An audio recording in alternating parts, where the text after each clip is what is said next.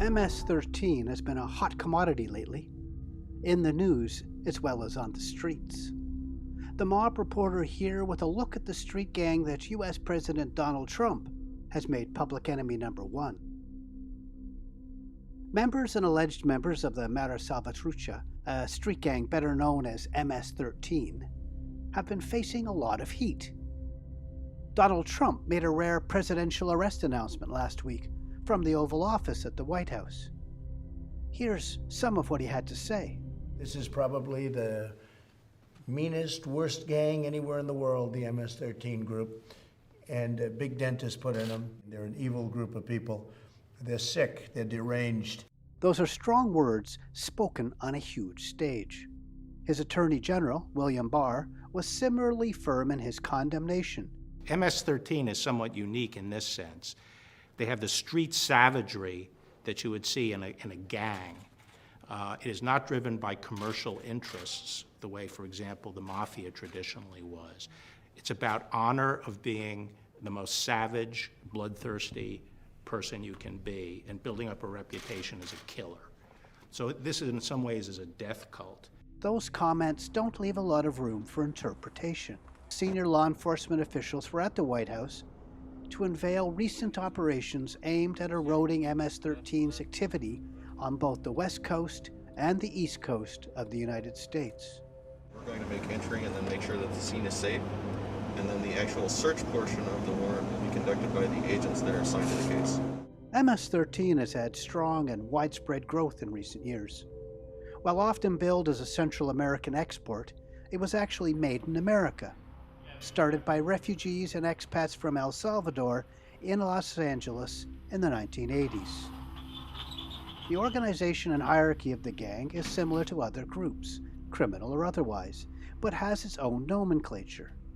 Its regional divisions are called programs, which are made up of many local cliques, which are the street-level groups of members with their own gang names.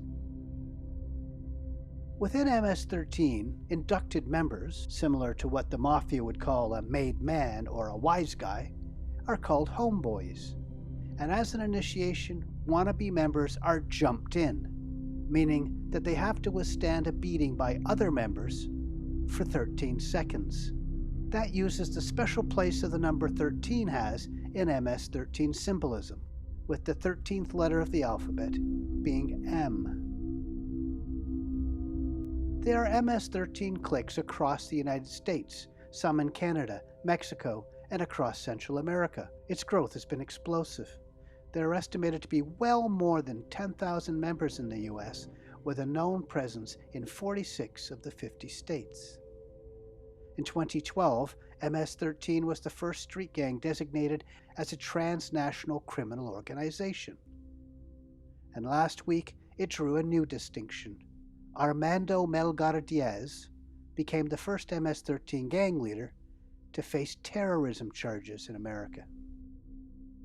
The 30-year-old is known as Blue the Gangster and alleged to be the program runner of the MS-13's entire East Coast program. William Barr doesn't yet have him in his hands, though. Blue was arrested in 2018 in El Salvador in a sweep against MS-13 members there. Arrested at the same time was his wife, Gabriela Elizabeth Ramos Urias, known as Gata, and many others. 338 gang members and associates were detained in those raids. Officials alleged the accused were involved in 62 homicides and 14 additional murders of women, which are distinct in El Salvador.